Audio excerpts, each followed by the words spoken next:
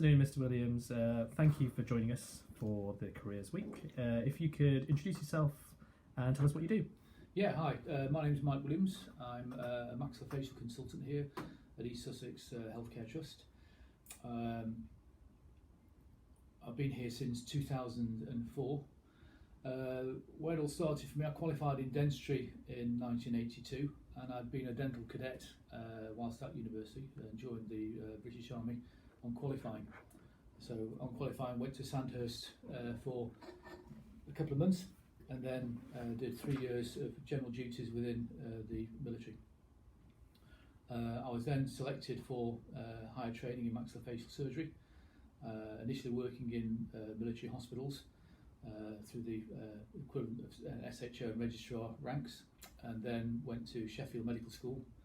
And on qualifying from there, did my house jobs and SHO jobs in military hospitals, and then went into higher training in the South Thames rotation. I've been a consultant, a military consultant and an NHS consultant since 2004. And with this sort of dual role, I had army duties as well, and that included 2 tours of Afghanistan in a field hospital in 2006 and 2009. As well as my clinical duties, education is a big part of my life. I'm a foundation lead for the East Sussex Healthcare Trust, and also the undergraduate subdean for King's College Medical School.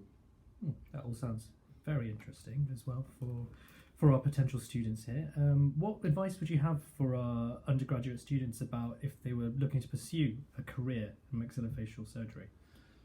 Okay, so obviously I'm a little bit biased. I think maxillofacial surgery is a fascinating surgical career. It is one of the true regional specialties, remaining regional specialties. The downside is, of course, it requires quite a lot of extra study in terms of 2 undergraduate degrees and fellowships, both in dentistry, dental surgery, and in general surgery, together with the exit intercollegiate exam. Whilst that is daunting, there are ways of looking at it in terms of reducing some of that time.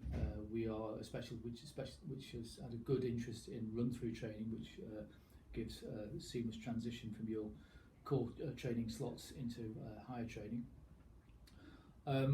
It is a very varied specialty. My particular interests are head and neck trauma and head and neck deformity, but we are the specialty that deal mostly with most head and neck cancers and free flap reconstruction, aesthetic surgery, and as I say, it's a regional specialty. In terms of how to get into it from a medical student, I think there's good evidence now that most of the recruitment is starting to emerge from primary medical graduates. And if you were interested, you can start the ball rolling whilst you're at medical school and contact your local dental school with a maxillofacial unit there and see if you can get some experience. On qualifying in medicine, there are 1 or 2 foundation jobs, one certainly in Southampton, which have a maxillofacial component, and that might be something else to be interested in.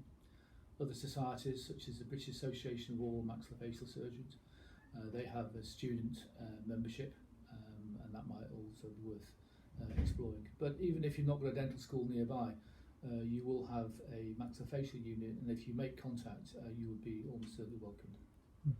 And what's the best thing about your job? The best thing is its variety. That ranges from very simple procedures such as removal of impacted wisdom teeth, which still present a challenge to some very experienced maxillofacial surgeons and still enjoyable to do, right the way through to major head and neck reconstruction. I think having 2 degrees, whilst burdensome both in time and of course financial, does give benefits. It makes you very, very well rounded in your experience. Every day is a surprise. I think every day should also be a teaching day. I think that's a philosophy that people should take in life anyway, but there's always a challenge and always a surprise. Okay. Thank you very much for your time, Mr. Williams. Okay, thank you. Thank you.